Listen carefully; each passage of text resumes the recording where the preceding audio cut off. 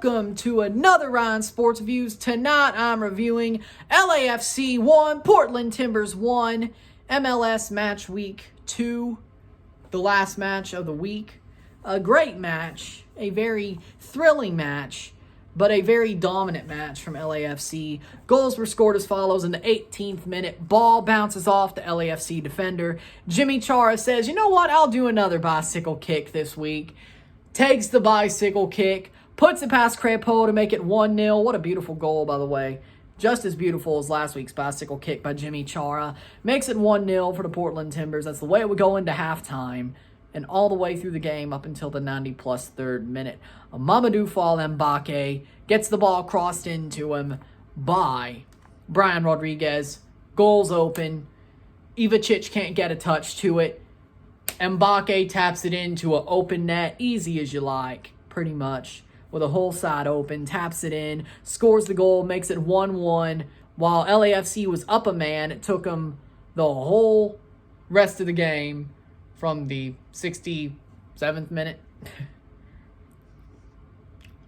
or 50. Bravo got a red card, second yellow really early. Took them a while. Took them the whole half to get that equalizing goal when it looked very obvious they would. But later on there, it got kind of, maybe they won't. But LAFC did. 1-1 is the way it would end. Stats are as follows. 25 shots to 10. 6 shots on goal to 4. 69% possession to 32% possession. 580 passes to 288 passes. 84% pass accuracy to 68%. 13 fouls to 20, 2 yellow cards to 5, 0 red cards to 1, and 12 corners to 1. Before I talk about the match, I have to say, hit that join button or hit that link in my description to become a YouTube member. $1.99 a month or $4.99 a month. Anything's appreciated. Hit super chats. Send super chats on the live streams once those happen. Hit that subscribe button. Hit that big red bell notification. Comment. Hit that like button. And enjoy the video as well. With that being said, this game was pretty much dominated by LAFC up until after the 30th minute. The first 30 minutes, it was back and forth. LAFC had their moments, but the Timbers had their moments. But after the 30th minute, LAFC dominated this game. And in the second half, LAFC were pinning Portland into their own side of the field. They pinned Portland to their own half. No question whatsoever.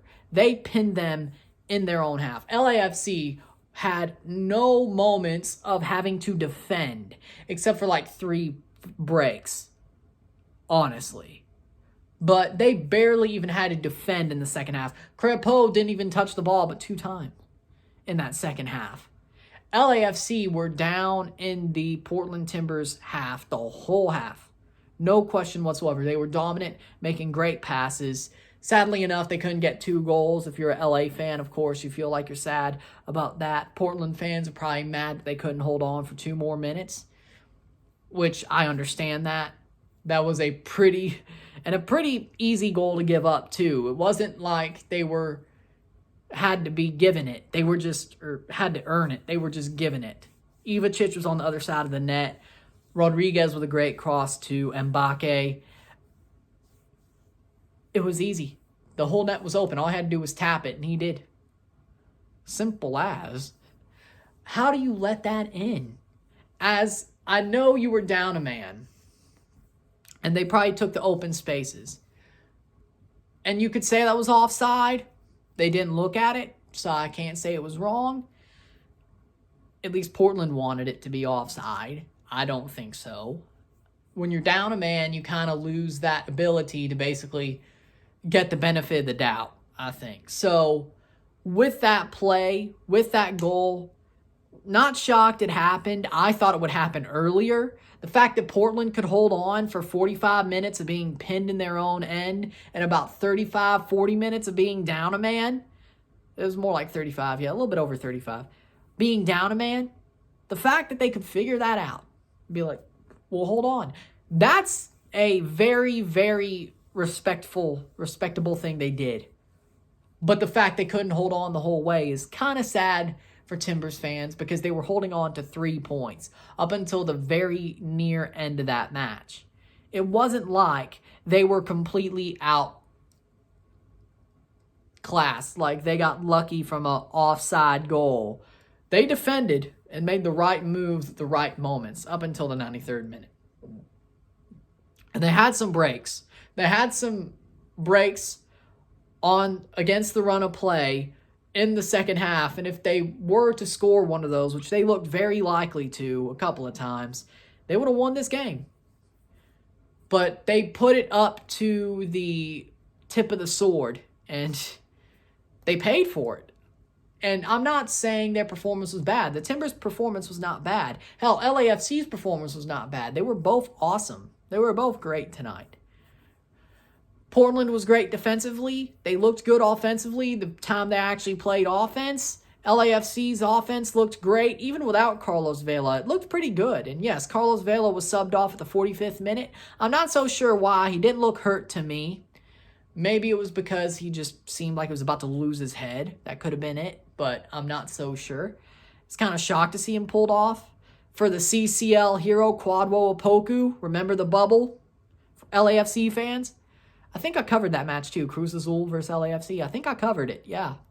I think it was when I went live for one and then reviewed the other because it was quarterfinals. But yeah, Kwadwo Opoku, CCL legend. CCL hero. Vela got pulled for him. And Opoku looked pretty good in this match, I have to say. He looked good. Musovski as well was there for a little bit. Chicho Orongo. You want more from him. Even though he was wearing the captain's armband for half, which was crazy. Did not expect that one. You hope more from him. He didn't have enough in this game. The way it looked to me, LAFC were very good when it came to offensive play. They just couldn't find 2 goals, which was shocking because it looked very close multiple times. Ivacic made a good couple of saves. Von Ronken was there. McGraw and Tuiloma did their job as makeshift center backs, which is pretty crazy. Timbers did pretty well, but LAFC, honestly, by all rights, should have won this game. Being up a man for a whole half, having Portland pinned in their own end as well, Portland should have easily lost this match. The fact they got out with a point was miraculous for them, and it was a little bit of a deflator to LAFC. Deflates LAFC, a bit miraculous for Portland. I think both teams will take it in the end, but you got to wonder. Portland was about to pull the complete miraculous move and somehow hold on for 3 points through a whole half of being pinned in their own end and, might I add, being down a man. It's crazy. It's crazy. And Portland were being dominated that whole half and ever since the 30th minute anyway. LAFC, by all rights, should have won this match. The fact that it was a draw, both teams I think will take, but they'll be disappointed by it. But at least they both have a point on the standings. I think LAFC were a little bit overrated going into this match after beating Colorado the way they did. The fact that they were minus 200 and Portland was plus 400 on the BetMGM on MLS's website was a little bit stupid, but okay, go ahead. I won't question it. And Portland almost pulled a big upset by the rankings, by the lines, but that's too far. Like plus 400? Plus 400 for Portland against LAFC. Are they doing this again? Are they really doing this again? Like LAFC dominates Colorado. It's like, yep, back to first in the power rankings. That's MLS for you. You think bettors wouldn't fall for it, but I guess they would. But, again, LAFC still should have won this match. They were dominant. They were the better team, but they weren't as dominant as they were last week, with all things considered. Scoreline, being up a man, all that. So for me, man of the match of this game, I would have to say Elie Sanchez. Yes, Elie Sanchez. That was a mistake for Sporting Kansas City to let him go. He basically just replaced Atuesta, and he's honestly better, tell you the truth. Elie is better than Atuesta. He may be older, but I think he's better in that role as well. Like, Atuesta was a good player, and he still is a good player, but I think Elie fits better. He has more experience. He's older, and he looks great in that Atuesta role. So the fact that SKC let Elie go was a big mistake, for sure. So man of the match for LAFC in this match, or just the man of the match in general, Elie Sanchez.